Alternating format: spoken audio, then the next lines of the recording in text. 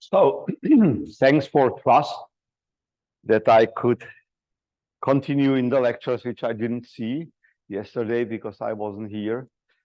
But Ramon told me that I better should start from scratch. But nevertheless, please raise questions, etc. Actually, the suggestion I got on the train was that I should easily more or less repeat the lectures I had in Brno last week. There is only very little overlap, about 6 people here, and maybe even some of them didn't come to follow the yesterday's talk. So I will not do it exactly, but tomorrow, well, on Friday in the 3rd lecture, I will just use the slides from my 3rd lectures in Brno. Today I will follow essentially just the basics, and I would like to point to these lecture notes on vector calculus. Well, actually, it's notes on vector calculi, which were written by myself and a student of mine. And these were similar lectures, but much more detailed, because I had 6 times 100 minutes and was supposed to explain the things, and it appeared in a collection from a training school in Wisla in 1919 here. So whoever is interested or will be interested in my today's lecture, everything is to be found here. I will start from the very basics. So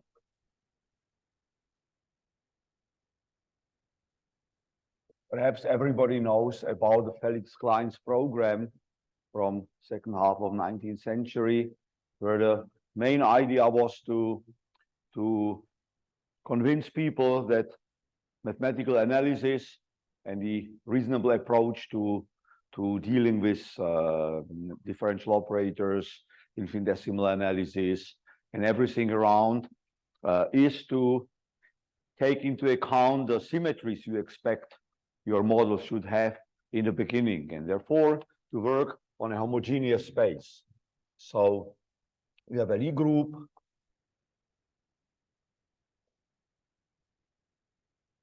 G, a subgroup. I will write P, although I will come to the parabolic and semi-simple cases much later. And of course, on the homogeneous space, we can view the structure, we can see the structure of the principal fiber bundle G over G mod P. So that's the homogeneous space, principal fiber bundle with structure group P, everything defined by the multiplication, etc. And there is the Maurer-Cartan form, which is a, well, essentially, it's a one form living on the total space G valued in the Lie algebra, which is nothing but the parallelization of the tangent bundle. And of course, we also know that there are the structure equations.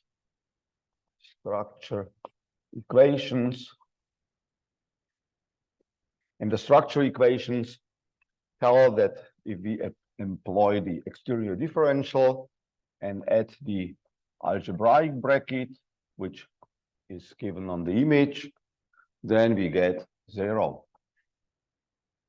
And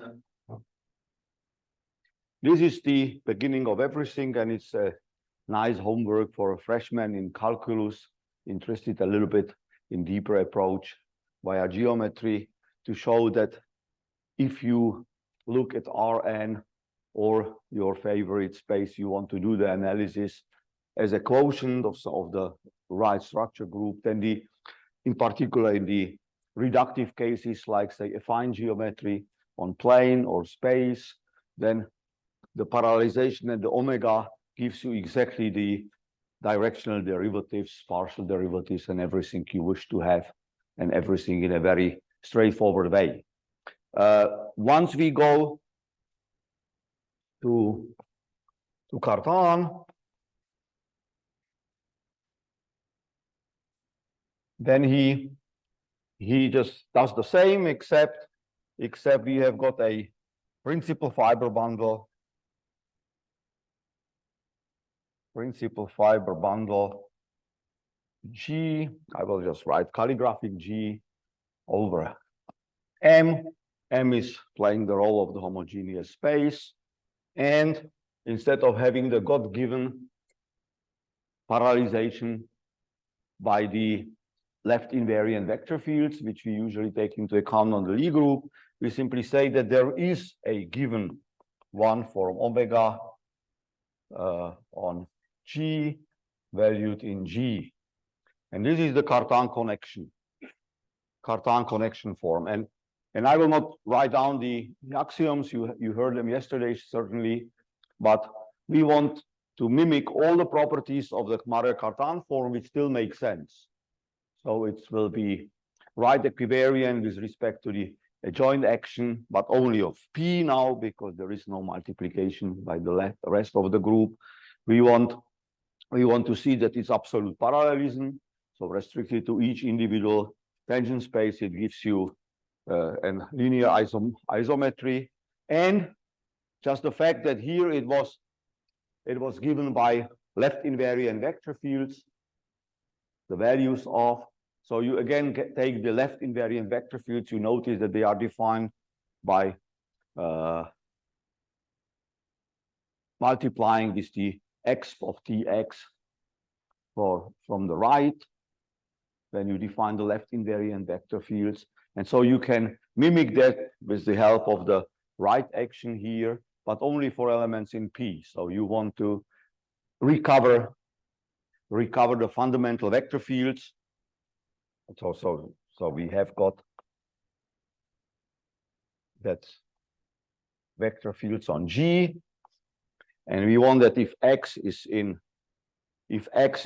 the Lie algebra of the structure group, so I should have told that we have got the structure group P, and we say that this is a Cartan geometry. So for X in the Lie algebra P, this would just give you exactly the fundamental vector fields, and otherwise it's not known. But you can define for all X, and that's what we call the constant vector fields, right? And the approach I will coin in my lecture today and tomorrow is that unlike most of what you can see in geometry, where the people are interested in the so-called Cartan equivalence method,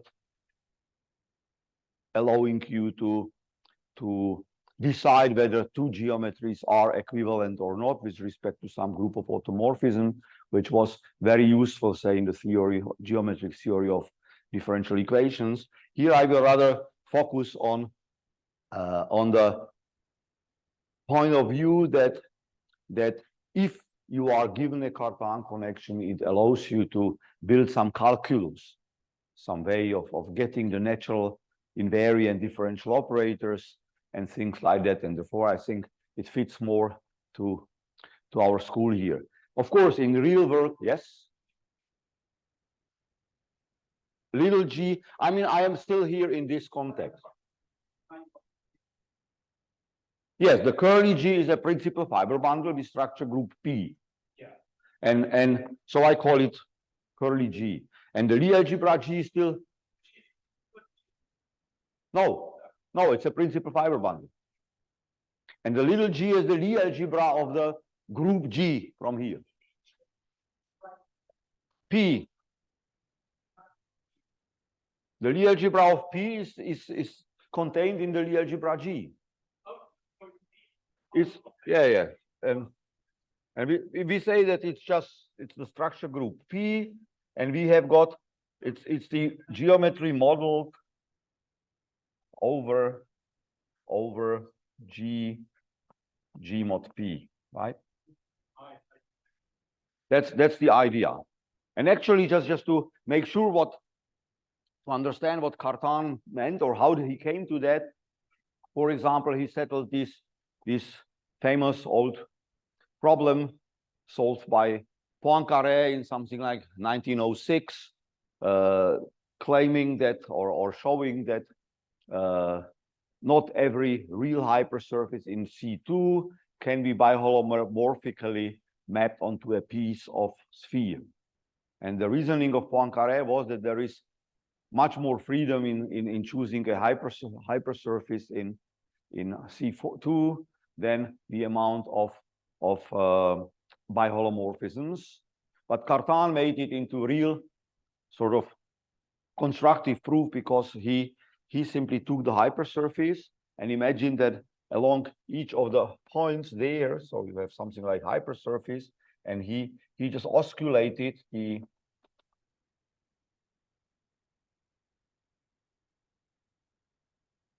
hypersurface by a quadric.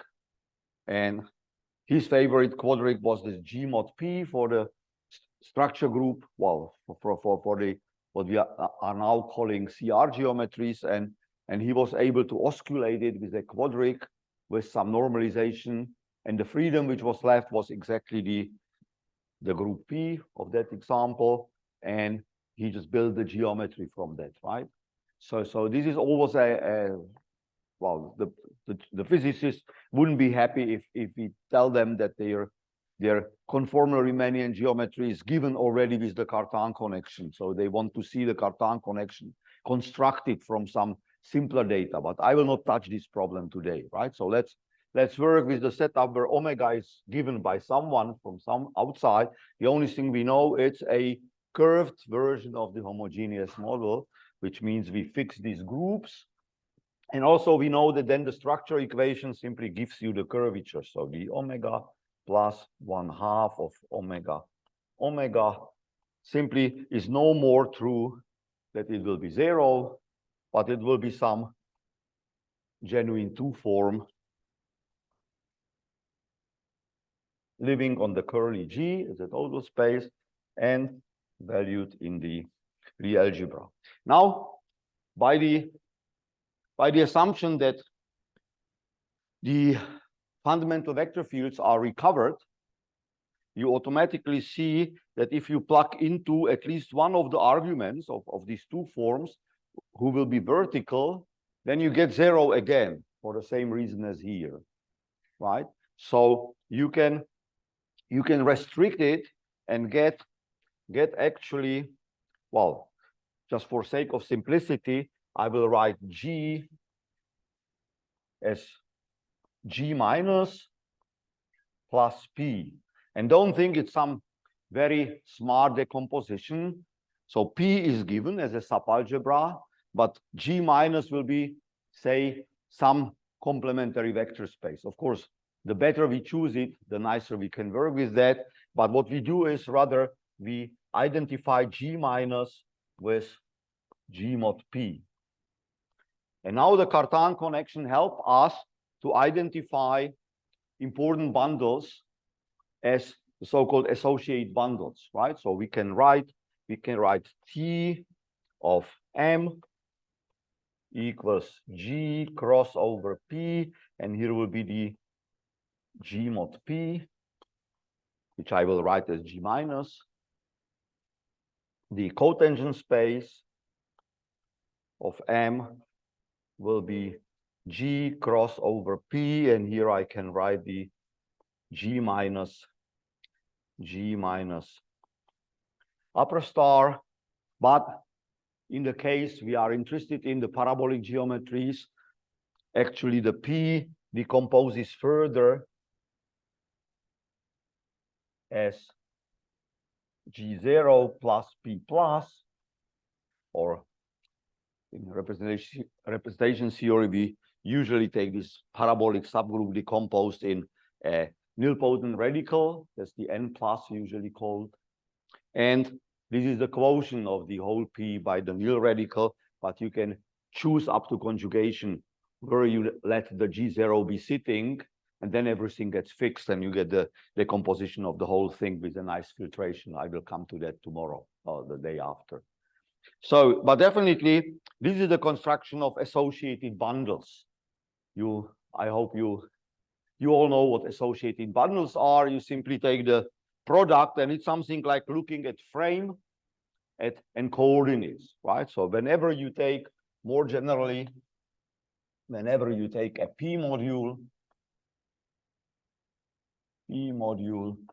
V, then G cross P V is simply the associate bundle, which, so I will call it script V.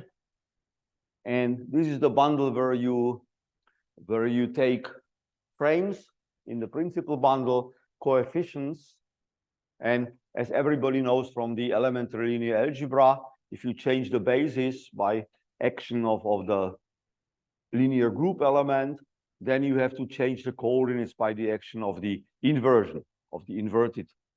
And that's exactly here, right? So we take the couples, so well, so something like that. U V is the same as U dot P inverse V, right?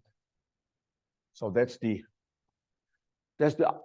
equivalence which we put on the product of the two to get the associated bundle. And the main beautiful thing is that thinking of vectors as mappings from frames to coordinates, we simply know that all the sections, so gamma of V, so the space of all, say, smooth sections, would be maps from G to V, which are P equivariant. So that's the way how we view the things, right? And here I will add another important bundle. It will be AM, and AM will be G cross over P with the Lie algebra G, because of course the Lie algebra G is a very special and nice P module. And this is the so-called adjoint tractor bundles. Adjoint tractor bundle. And here you see that here the sections will be mappings from G valued in the Lie algebra G. And that's exactly what the curvature is. So we look at the curvature, and we know that actually it will be a horizontal form, because if evaluated on the vertical part, it's automatically a 0. So in particular, you can take the kappa from G to Lie algebra G. You see, every time trying to make a big distinction between small kappa and big K. Where is it? And what you do, I will rather write instead of, for the constant vector fields, I will write simply tilde over the same X. So if we take an element from an algebra and it appears with a tilde, it means that I take the constant vector field given by the Cartan connection, right? And in particular, what I can do is kappa at, well, actually I'm wrong, sorry, no one shouts at me.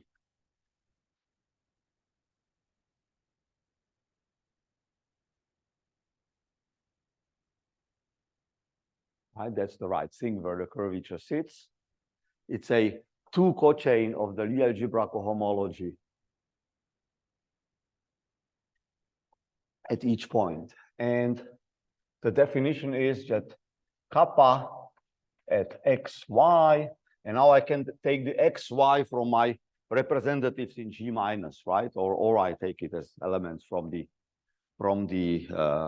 quotient, but it doesn't matter how I extend it to something in G, because the vertical part would be 0 anyhow, right? So it makes sense. And what I do is I evaluate the big K on x tilde y tilde, right? And that's exactly the definition of the curvature as a function valued in the cohomology cochains. That's what we need. Now, what time am I supposed to end? I didn't look. Let's say half an hour. Yeah, that's what I expected. What? These two? Yeah. Now, there must be from here. But I can take it as an element from G because it doesn't matter which ion take which projects to the right thing. But if I have chosen the complementary subspace, for example, in the reductive cases, so say affine geometry, right? P would be GLN and G minus would be Rn. And it's an invariant decomposition. If you go, say, for conformal geometry, G minus would be Rn, while P would be the conformal group G0 plus Rn star, right? And the pairing between T star M and Tm in this case is obtained via killing form, right? So algebraically, right? Notice that for the identification here, it's not so difficult if you have the right structure, but to get the Tm as associated bundle, you heavily need the Cartan connection, right? Otherwise, you can't write it down this way. So identification of the tension space with the associated bundle in this algebraic way already involves the Cartan connection as a one form. Right, so this is the curvature function. Now, right, so half an hour to go, so I will go better, not very slow. Right, so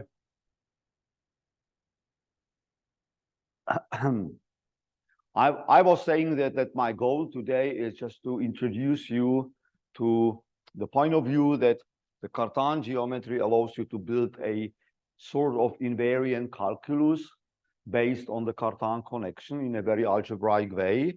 And this is because whenever we start with a P module like that, we can simply understand the first derivatives of the sections in a reasonable way. So the first idea perhaps to come into mind is to completely mimic what happens with the simplest reductive case. So if you, as I tell, if you take the affine geometry, so our group G is the affine group, P is GLN, right? Then we know that the Cartan connection omega splits into something which is the soldering form, and the other part will be the connection form of a linear connection. And also it's just elementary thing from elementary differential geometry that the covariant derivative is nothing but differentiation of the sections viewed as functions this way in the direction of the constant vector fields, right? That's it.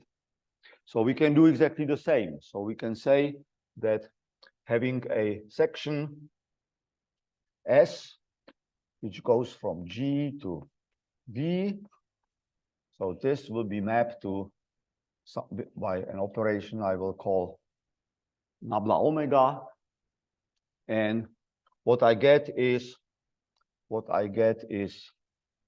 nabla omega S, which goes from G and ends in G minus upper star tensor V.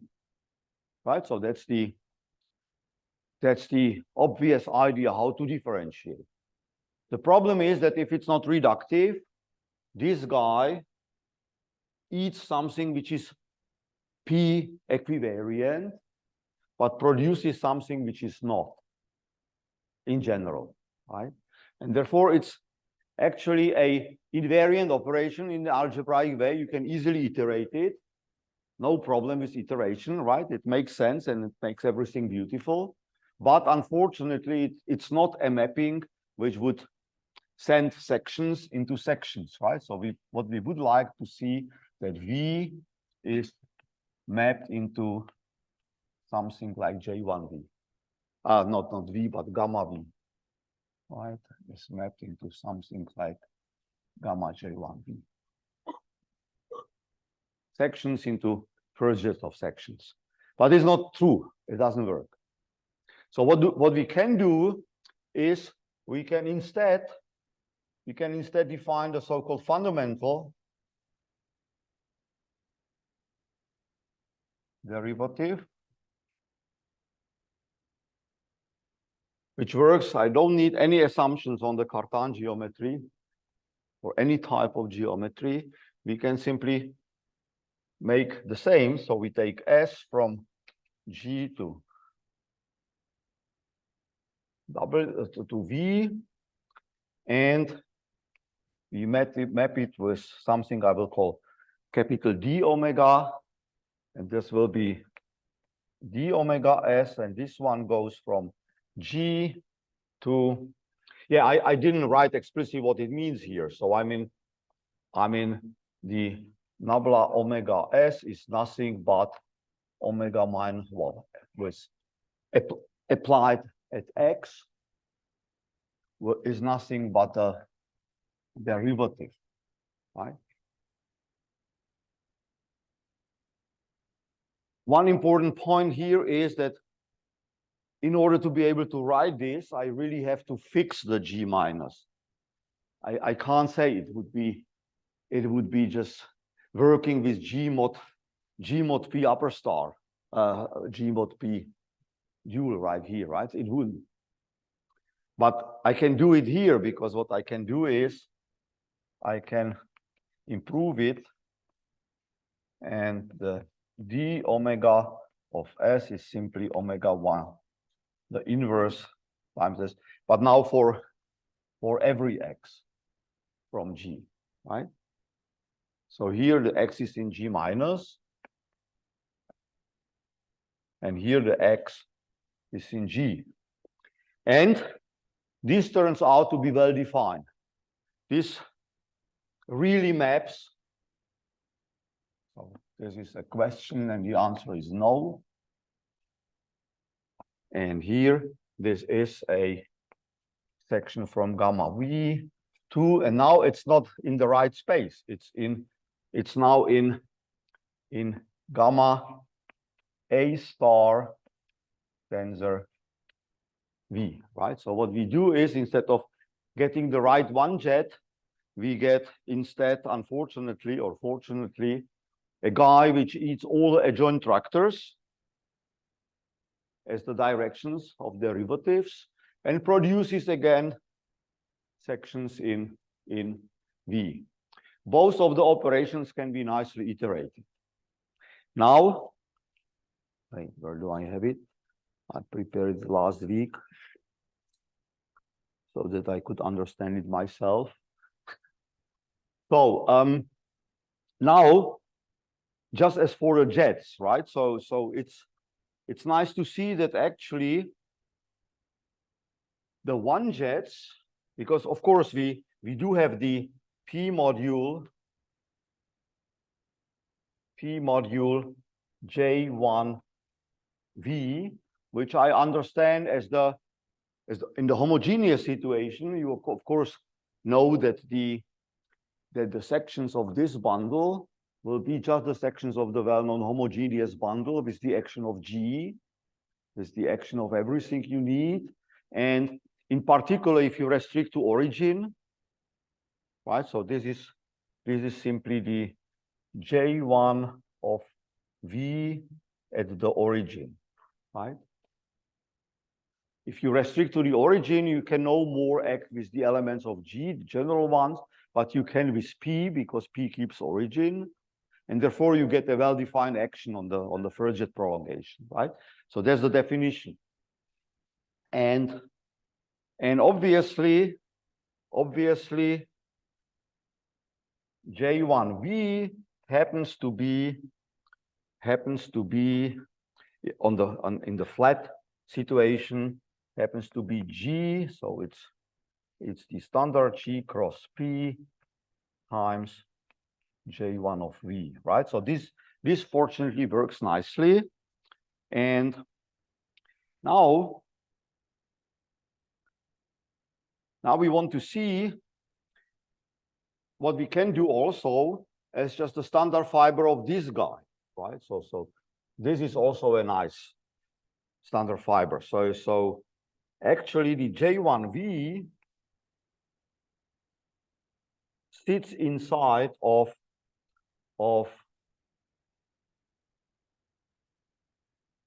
V plus G star tensor tensor V.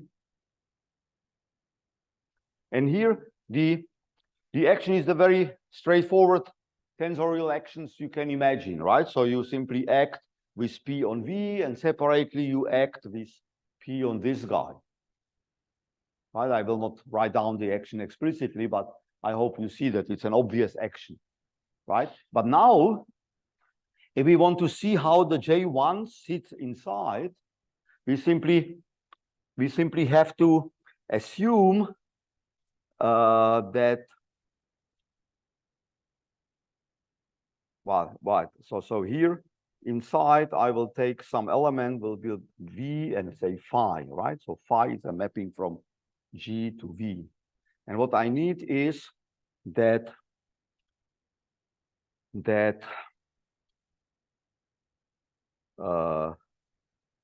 phi of Z must be minus Z acting on V, right? So this is the condition which defines how this J1V sits as submodule inside of this bigger guy, right? I simply know that the fundamental derivative, if hitting something vertical, restricts to the algebraic action, of course, right? Because the mapping S is equivariant, and I know that the constant field will be the fundamental vector field. So I just differentiate a equivariant map in the direction of a fundamental vector field, and therefore I get minus the action of the generator of the field, right? That comes from this inverse here at the group level, right? So that's all quite obvious and easy, but it shows that actually the action is quite difficult, right? So this leads, so this is a well-defined P module, and this allows me to change the J1V into this guy and to see that actually if I don't work with the invariant derivative this simple-minded way, but if I put the two things together, and if I take S and map it to S nabla omega S, then this is a well-defined map, is well defined, and it does what I want it to do.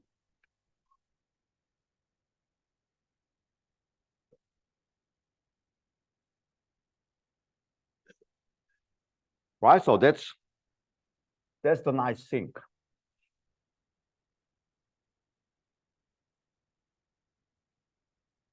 Right. So the cost we pay for that is that the module is quite ugly. It's always even if you go for very nice representations, very nice groups. So this is always reducible, but not completely reducible into irreducibles, and it's got all the bad properties you can imagine. Right.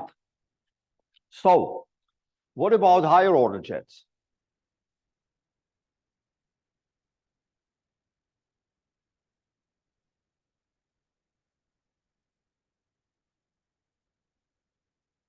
So of course, it's quite obvious that we could do the same. We could continue. So we could do the thing that we take S and map it to S nabla omega S and so on nabla omega k times at S. Right? At the level of the first jet, there was no difference between the homogeneous situation and the curved situation, right? In the general case, we have got the Ricci and Bianchi identities, right? And the Ricci and Bianchi identities are as follows. So the Ricci identity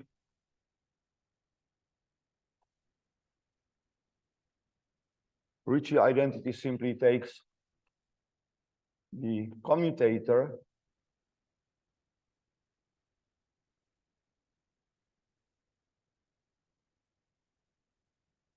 and taking the commutator on S, it means that what we do is we take the commutator of the derivatives with respect to the constant fields. So that's known, it's just the derivative in the direction of the commutator, right? So it's actually nabla. Well, now I shouldn't write it as nabla, so now I should write rather D, because I will have more general, or no, I will write it simply as commutator of the constant field, so it will be X and Y, and this will hit the S, right? And now, of course, we know that there is curvature there, right? So basically what we do is we express it as, so if you look at the curvature functions, so where was it? So here. So to get the curvature function, you just have to evaluate the curvature on the constant vector fields. If I evaluate the curvature on the constant vector fields, then this guys gives only minus the bracket I'm interested in, because the other two terms are 0, right?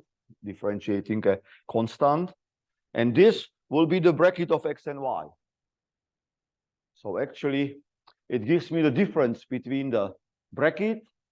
So this will be the curvature plus the normal bracket, right? So what I get out of that is nabla omega in the direction of curvature.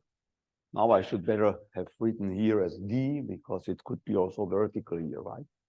But let's assume that our choice of G minus is a subalgebra. So in the parabolic geometries, it's always the case. So then I don't have to wonder what's there on S. And then the rest is plus. Now I take the P part of the curvature, right? If not, I would just take the G minus part here, and then there will be some algebraic action, right? So the P part of the curvature function, so there's the kappa ky,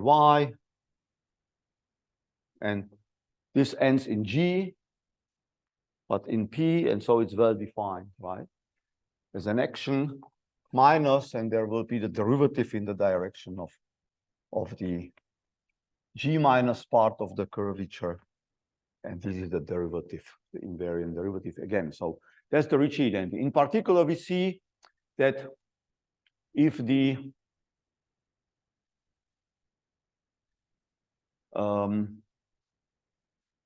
if the curvature is 0, and if we are, say, in the situation of conformal geometry or other one-graded geometries, then the brackets are 0 here, so we see that it commutes, right? So at the algebraic level, at the homogeneous bundle, the curvature is always 0. And so you see that in some sense, building these guys allows you to assume that the values will be symmetric, and you simply hit the case or the jets.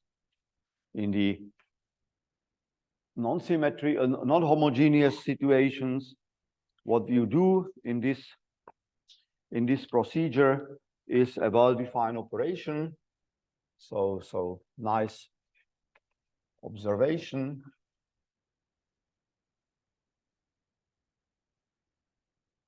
So what we can do, it always works with one jets, right? In this one jet, there is no question about the commutators.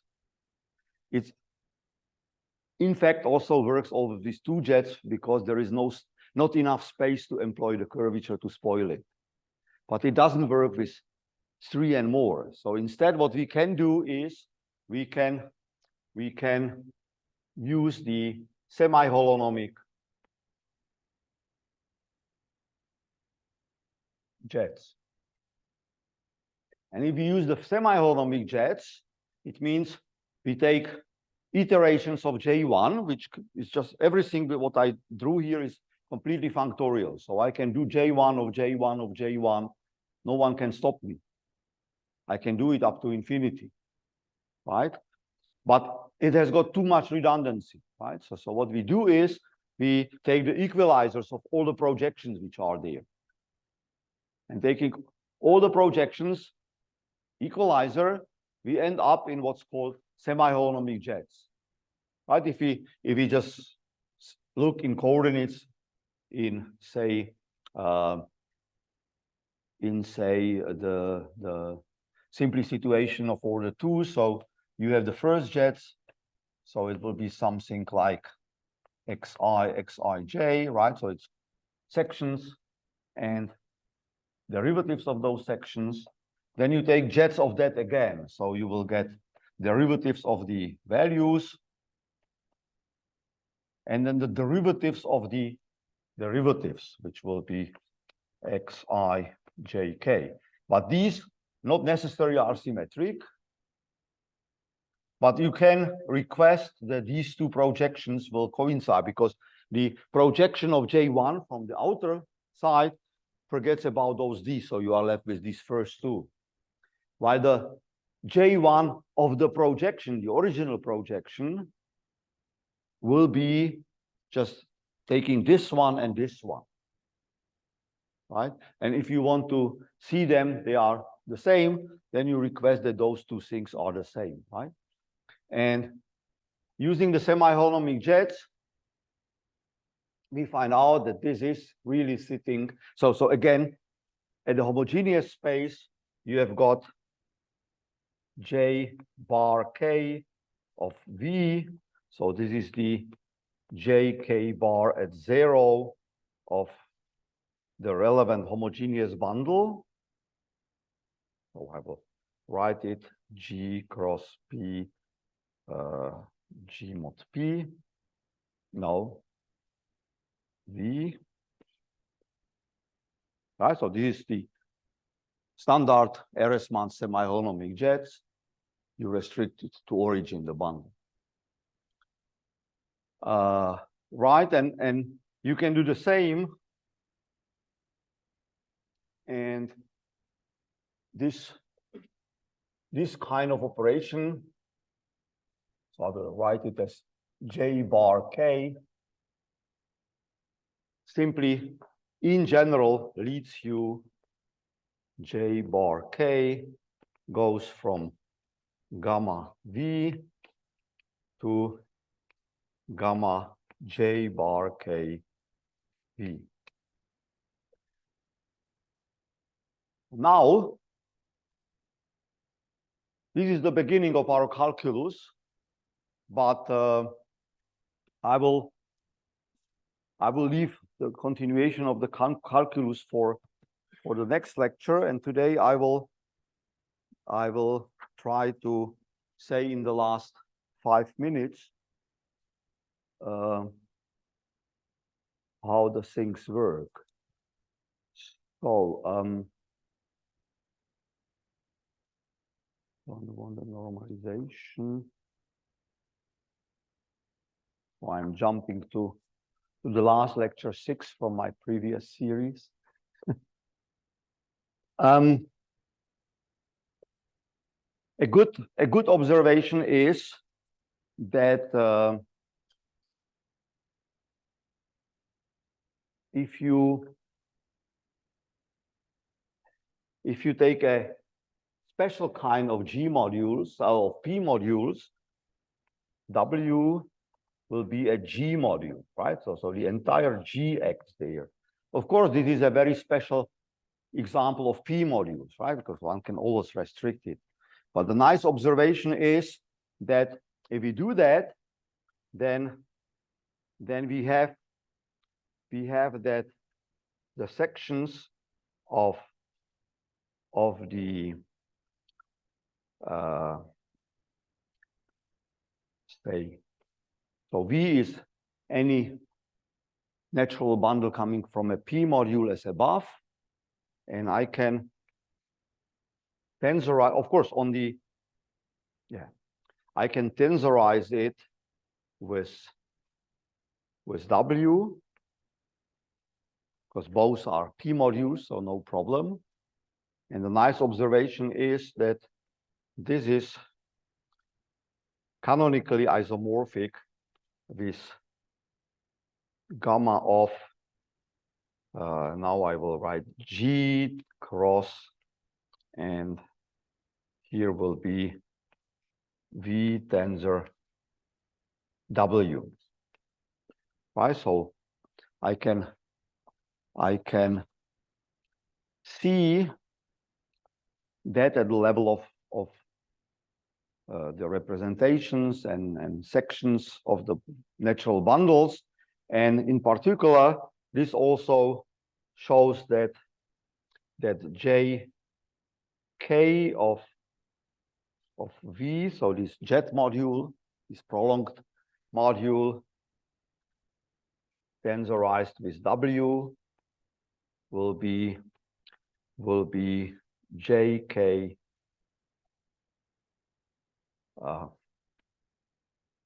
JK of V tensor W, and the same if I make the bars here.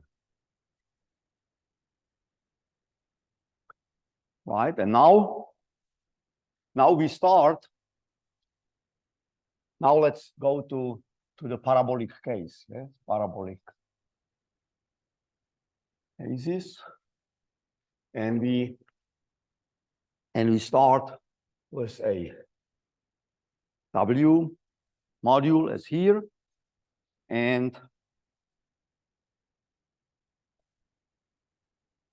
we look what are the homologies, or case homologies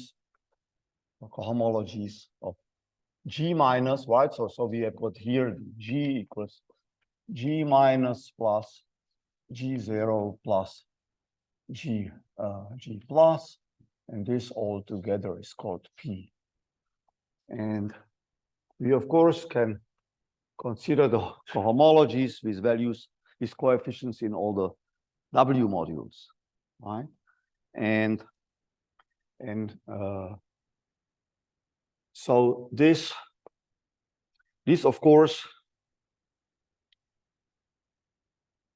gives us then the natural bundles. So I will write them as H K W on M, right? On any connection, or on any Cartan connection on a manifold M, I get the nice bundles, and it's a result of the structure theory.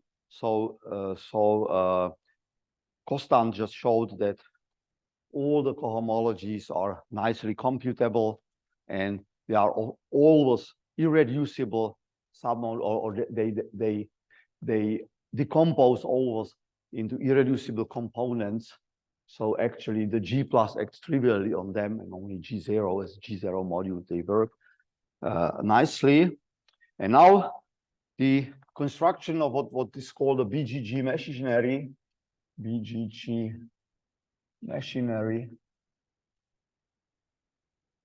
This goes back to Bernstein, Gelfand. I will come back to this in the last lecture, is that what you can always do is you take the zero forms on M valued in VM.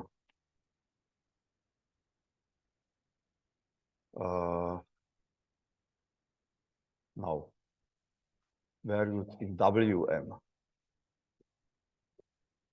Right, so you take what we call tractor bundle. If it comes from G module, we call it tractor bundles.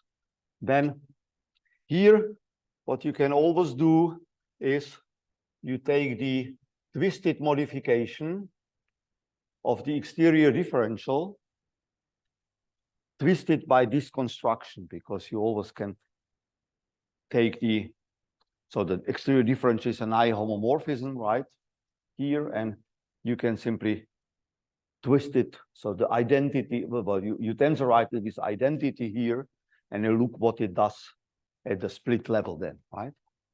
So that's it. You go here to MWM, and this goes further. But here on the bottom, I can just take the H0 of WM. So these homogeneous bundles coming from the curvatures. Of course, because we know that for the cohomologies, so the case cohomologies are coming from the case order cochains, right? So the forms are functions valued in case order cochains actually. And so the projection here is obvious. So there is an obvious projection. What? WM is the natural bundle coming from the P module W, which is by our choice a G module actually. So it's just as I wrote everywhere the VMs, right? So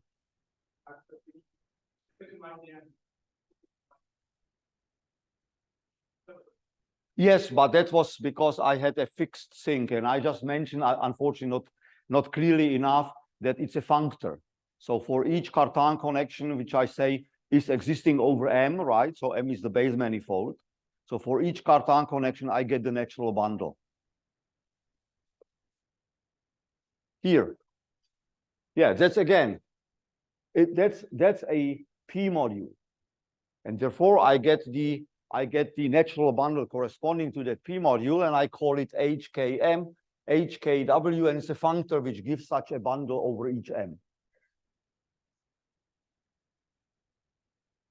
Yeah, it's just the same as here, except there it was general K and here it's 0, right? And here I will have the same H0WM. And now the other point, well, I'm sorry, I'm over time, but just 2 sentences to finish. Now the nice point is that not only Cartan was able to compute the cohomologies explicitly, but the technique he used involves explaining, so using this algebraic Hodge duality. So you have the Hodge star there at the algebraic level, and this of course continues working also here. So we can say what the algebraic operator del star is doing on the cochains here, right? And so it makes sense to wish that you look for operators L here, so that dW composed with L lands in the kernel of del star. And if it ends in the kernel of del star, we can again compose it with the projection to the cohomologies. And so the L has to be in the right ones as well. So that's the P. And here you have another L. So that would be L0, L1, etc. And here, by composition, you compose the operators, say D, and so on. And this constructs you the Bernstein-Gelfand sequence of operators. And it works for all parabolic geometries, all modules W. And the other way around, every P module appears in exactly one such pattern at exactly one place. And I will stop with that today and continue then the day after tomorrow.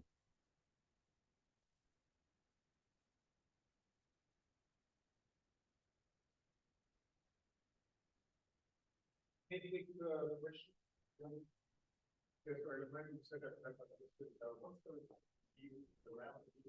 The round D is just going up with the L, which is constructed in such a way that composing this D, that's the Lie algebra codifferential, which is adjoined to del via this constant theory.